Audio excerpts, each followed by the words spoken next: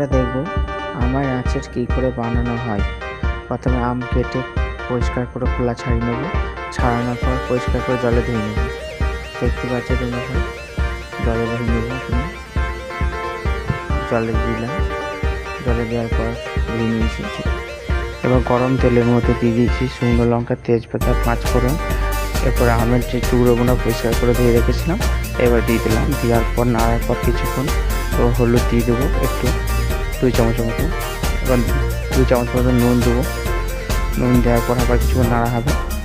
নাড়ার পর 2 মিনিট মতো ঢাকা রাখবো। ঢাকা খোলার পর একটু গুড় দিয়ে দেবো। আমি পারলে তোমরা চিনিও দিতে পারো, অসুবিধা কিছু নেই। এবার কিছুক্ষণ নাড়ার পর আমি দিয়ে দিচ্ছি কাশ্মীরি লঙ্কা গুঁড়ো। এই সময় তোমরা নাড়িয়ে বানিয়ে থাকবে। কাঁচা আমের চাটনি সুন্দর লাগে খেতে, অবশ্যই খাবে, যেন খেতে ভালো লাগে। যেমন ভিডিওটা বানিয়ে দিচ্ছি সেরকম দেখে দেখে বানিয়ে আর কি ভালো লাগবে। কিছুক্ষণ ঢাকা দেওয়ার পর আমরা তোলার পর চাটনি মোটামুটি রেডি। গ্যাস বন্ধ করে দিয়েছি।